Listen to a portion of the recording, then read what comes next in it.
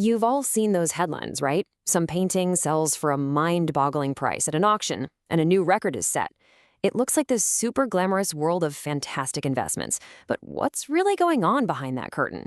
Well, let's find out.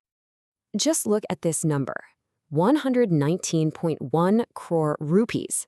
That's what M.F. Hussein's masterpiece, Gram Yatra, recently went for at auction. And this wasn't just a sale. It was a huge, record-shattering moment for Indian art. And believe me, Hussein's painting isn't some one-off event.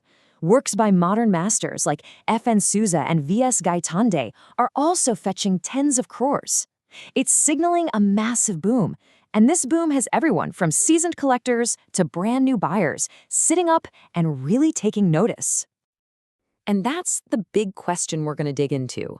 Because that jaw-dropping price you see when the hammer falls, yeah, that's only the beginning of the story. The real cost? It runs much, much deeper. So what's driving this whole boom anyway? Well, it's kind of like a perfect storm. You've got new, younger buyers jumping into the market, and then you have high net worth individuals looking to diversify their portfolios away from just stocks and gold. After the pandemic, people spent a lot more time at home, stared at their empty walls, and decided, hey, I want to live with art. This right here, this is the perception that's fueling the fire. You hear from a collector like Rajgopal Thermalai, who bought works by masters like Raza and Souza 2 decades ago, and he's seen their value go up nearly 30 times. I mean, when you hear stories like that, it's so easy to see art as this can't-miss high-return investment. But is it really that simple? Okay, let's start peeling back the layers here. That number you hear at the auction, that's called the hammer price. But I'm telling you, it is absolutely not the final amount you're going to pay. The reality is way more complex and a lot more expensive. Okay, so imagine this. You're at an auction, you win the bid for a fantastic piece of art, and the hammer price is 30 lakh rupees. You're probably thinking, awesome, I just bought a 30 lakh artwork. Well, unfortunately, you'd be mistaken. Let's break down what the real bill looks like. Just watch how quickly these costs stack up. First, the auction house tacks on something called a buyer's premium. That's their commission, and it can be up to 25%. So on our 30 lakh piece, that's another 7.5 lakh right there. Then you've got GST, which you pay on both the artwork and the premium, and then you add an insurance, specialized shipping, and all of a sudden, your 30 lakh painting now costs over 42 lakh rupees. That's a 40% jump from the hammer price. And this is the first and most common shock for new collectors. The price you bid is never the price you pay. Okay, so you've budgeted for all the extra costs. You're safe now, right? Not quite. Now we have to talk about an even bigger risk, authenticity. Because in the art world, you could be spending crores on a canvas that is completely worthless. And here's the crucial point. Unlike stocks, art is highly illiquid. What does that mean? It means a piece might only come up for sale once every 10 years. This makes verification absolutely critical, because if you buy a fake, you might not find out for years, and by then, well, it's just too late.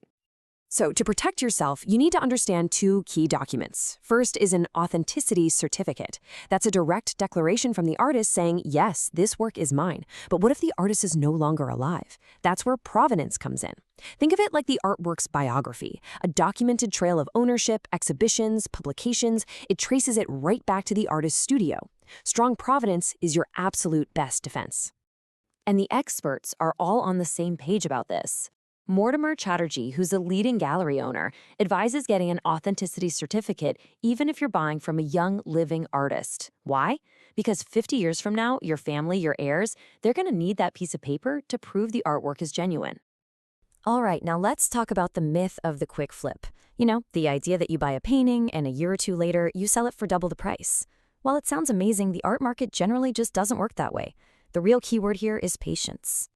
Now, can you get lucky? Absolutely. Take this Jagdish Swaminathan piece. It sold in 2023 and then popped up at auction just 2 years later, earning an incredible 32.7% compounded annual return. These stories are exciting and they do happen, but they are the exception, not the rule. And here's the reality check from the experts. Art consultant Shivani Sambore and pretty much everyone else in the know agrees that you need to be prepared to hold onto an artwork for at least a decade before you can expect a significant return. Art is a long-term, illiquid asset. It's just how it is. This chart really shows you exactly where most people start. Look at that huge slice of the pie. Nearly 45% of all art sales are for works under 5 lakh rupees. This is the entry point for new collectors. But you know what? It's also the riskiest segment where hype can easily outpace real value. Okay, so we've talked about hidden costs, we've talked about fakes, and the need for a lot of patience. If you're still intrigued by the art world, and I really hope you are, let's distill all of this down into a practical playbook for getting started the right way.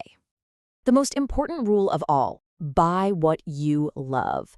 I can't stress this enough. Financial returns in art are never, ever guaranteed.